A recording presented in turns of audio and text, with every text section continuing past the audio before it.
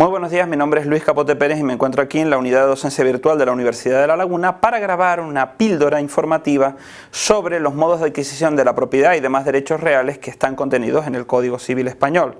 Empezaremos por los conceptos generales y luego desarrollaremos brevemente el sistema de adquisición por medio de ocupación y el sistema de adquisición por medio de la accesión.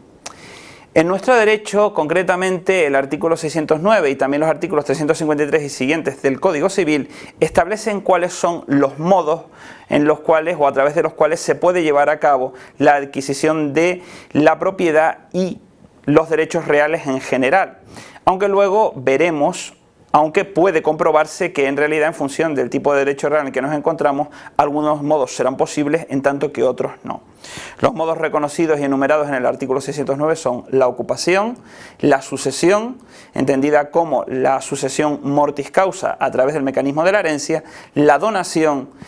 la teoría del título y el modo, esto es a través de determinados contratos traslativos por medio de la traditio, de la transmisión posesoria, la usucapión y la accesión.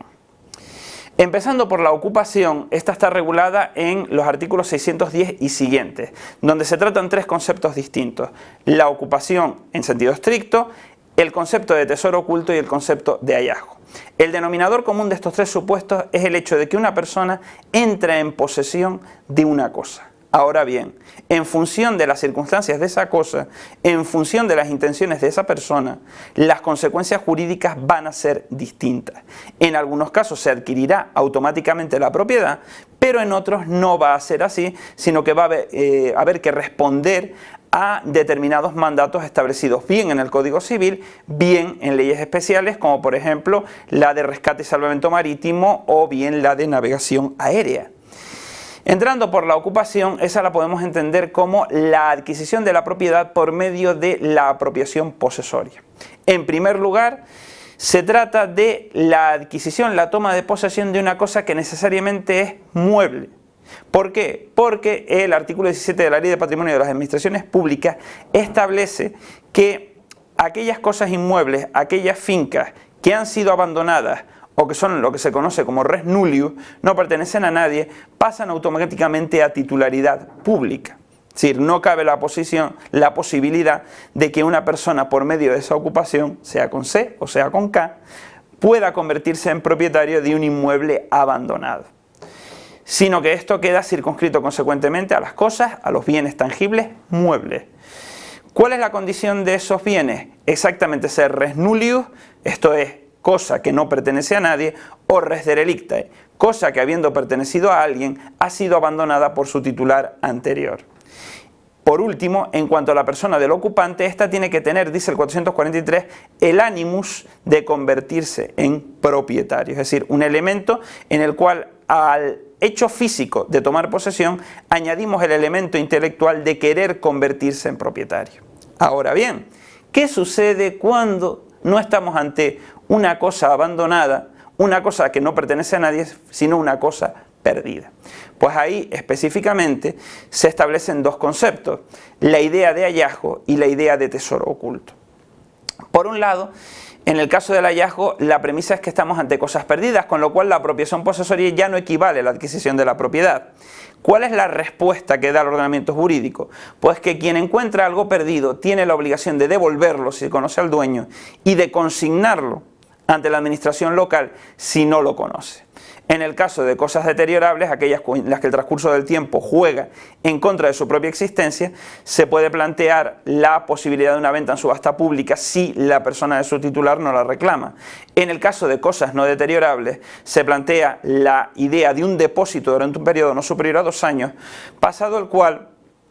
pues se entregará a la persona que lo encontró, que entonces sí se convertirá en propietaria. Todo esto presuponiendo que el titular legítimo original no aparezca. Tanto si aparece como si no aparece y se lo queda quien se lo ha encontrado, existe la obligación de abonar los gastos derivados de ese depósito de 2 años por parte de la administración pública.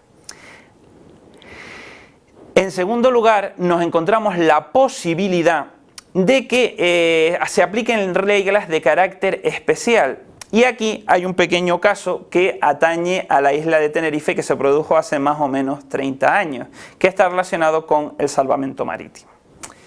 Aquí tienen ustedes el Alraigo, que es un mercante que en el año 1983 venía de camino desde la península hasta las islas. Si vemos la siguiente foto, sacada del artículo de John Kepa, el Alraigo, el mercante que se convirtió en portaaviones, encontramos un avión Harrier de la Real Fuerza Aérea del Reino Unido, que por cuestiones técnicas se vio obligado a aterrizar en ese mercante e intentó infructuosamente que éste desviara su rumbo, lo cual no se produjo. En este ámbito se produjo una situación en la cual el gobierno español y el gobierno británico tuvieron que negociar, y también la compañía dueña del mercante, respecto de la recompensa que correspondía a quienes habían llevado a cabo este improvisado e involuntario salvamento. La legislación vigente habla de un porcentaje respecto del valor. Aquí vemos un aparato militar que costaba varios miles de millones de las antiguas pesetas del año 83, con lo cual una extrapolación permitiría establecer que la recompensa a la que tenían derecho tanto el capitán como los marineros era bastante pingüe.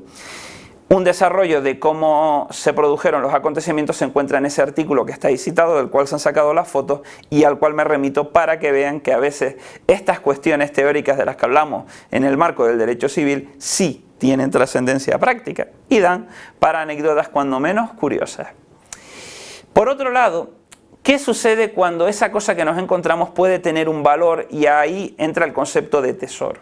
El tesoro puede tener un valor meramente económico o puede tener una dimensión superior que aparece definida por la legislación en materia de patrimonio histórico, que puede tener un interés científico o puede tener un interés artístico.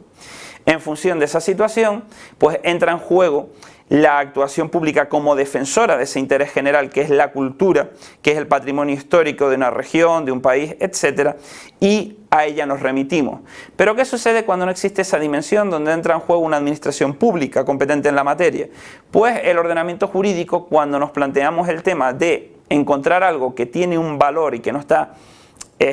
a simple vista, plantea diversas hipótesis. Quien se encuentra en su propiedad un tesoro de estas características se convierte en propietario del mismo. Quien se lo encuentra en terreno ajeno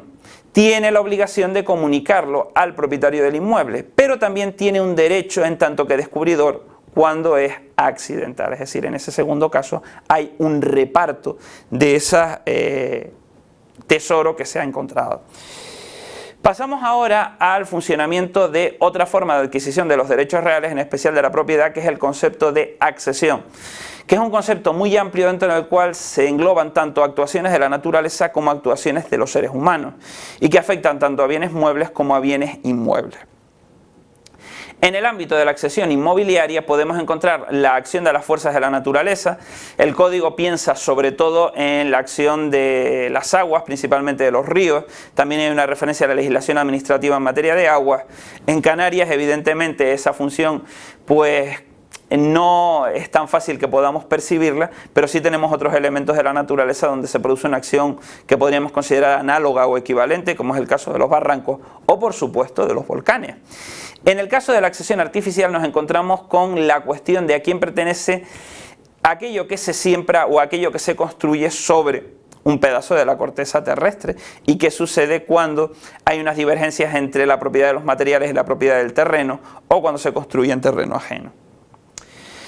En el ámbito de la accesión natural, el ordenamiento jurídico establece diversas reglas en cuanto a la acción principalmente de las vías fluviales y sobre todo la acción marítima, sobre todo en materia de aguas y de costas, como la cuestión del aluvión o la acumulación de restos de sedimentos que acaban acreciendo y cambiando el contorno de la costa o de los cauces de los ríos, la variación de cauce cuando un curso de agua cambia su dirección, la abulsión o el tema de la ruptura de determinados terrenos mediante la acción de esos cauces o la formación de islas. Ahí los criterios que podemos encontrar es que la adición de terrenos por medio de aluvión pertenece al propietario, al dueño de la finca donde se acaban acumulando esos sedimentos, que la variación de cauce y el establecimiento de cauces secos plantea un reparto entre los dueños de las fincas por las cuales discurría el río, que el tema de la abulsión plantea el mantenimiento de la propiedad pese a que hay una separación física, y el establecimiento de las islas introduce el antiguo concepto que se conoce en historia del derecho como insula influminenata, que plantea el tema de que la titularidad de la isla corresponde al titular de la costa de la finca situada en la orilla a la cual está más próxima, y si resulta que la isla que se forma en el río está equidistante, pues pertenece en régimen de comunidad o en régimen de partición a los dueños de las fincas que están a ambas riberas del río. Curiosamente, ese criterio fue el que sirvió para dilucidar la titularidad de las Islas Canarias entre la Corona de Castilla y la Corona de Portugal en base al antiguo criterio insula influminenata respecto de a quién pertenecía la titularidad de la antigua provincia romana de la Mauritania Tingitana, cuando estas Hispanias formaban parte del derecho romano. Aquí tenemos ejemplos de aluvión, de abulsión o de isla que surge en medio del río. Por medio de la accesión artificial se plantea la regla superficie solo cedit, según la cual, en principio, se plantea una situación en la cual el dueño de la superficie hace suyo lo que se haya construido o lo que se haya plantado en ella. Luego, el ordenamiento jurídico establece diversas reglas según las cuales, por ejemplo,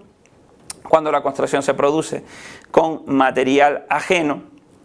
pues por parte del dueño constructor, que es constructor en su propio inmueble, pues se plantea en base a la legislación contenida en el artículo 760 la necesidad de indemnizar al propietario de los materiales o la posibilidad de retirarlos siempre y cuando no se produzca un perjuicio respecto de la cosa principal, es decir, siempre y cuando no se hayan producido una incorporación de esos materiales a la finca. En cuanto al tema del dueño constructor, si existe una relación jurídica, en el marco de esa situación pues aplicaríamos las reglas de la liquidación posesoria que están contenidas en los artículos 451 y siguientes del Código. En tanto que si no hay relación jurídica, se establece en dos reglas en cuanto a la persona que construye en terreno ajeno. Si lo hace con buena fe, desconociendo esa ajenidad, pues la regla general que se aplica es la de siempre, pero existe derecho a una indemnización. Pero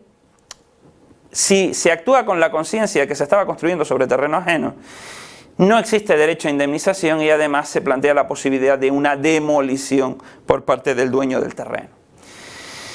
Como excepción podemos encontrar, sobre todo como una construcción jurisprudencial, la accesión invertida, donde se da la situación inversa. El dueño de la edificación hace suyo el terreno sobre el cual la edificación está construida. Para ello los requisitos que plantea la jurisprudencia es: primero, que la invasión del terreno ajeno será parcial. Segundo, que se produzca una imposibilidad física de separar edificio y suelo. Y tercero, la buena fe del constructor. En el ámbito de la accesión mobiliaria, ahí nos planteamos situaciones en las cuales se produce un cambio respecto de determinados bienes que pueden pertenecer a distintos propietarios y dan como resultado otro elemento final, y ahí el Código Civil plantea reglas para determinar a quién pertenece cada cosa. Son los supuestos de confusión, de adjunción y de especificación. Para terminar, solamente queda indicar que aquí se ha hecho un pequeño repaso de los conceptos de ocupación y de accesión, pero que en todo caso solamente hay que utilizar esta píldora como un complemento del resto de las clases, y por supuesto que el desarrollo completo de estos temas de la forma más adecuada solamente puede obtenerse mediante el uso de bibliografía adecuada, como los manuales básicos que se pueden encontrar en el ámbito del derecho civil, como los escritos por los profesores Díez Picasso y Gullón, por el profesor Lacruz Verdejo y su equipo, por los profesores responsables del curso de Derecho Civil, Derecho Privado de la editorial Colex, o por otros profesores como los profesores Lasarte y Alvaradejo. Solamente queda despedirme, agradecerles la atención y recordarles que esto simplemente, una vez más, es meramente un complemento que ni sustituye la bibliografía ni sustituye las clases. Muchas gracias.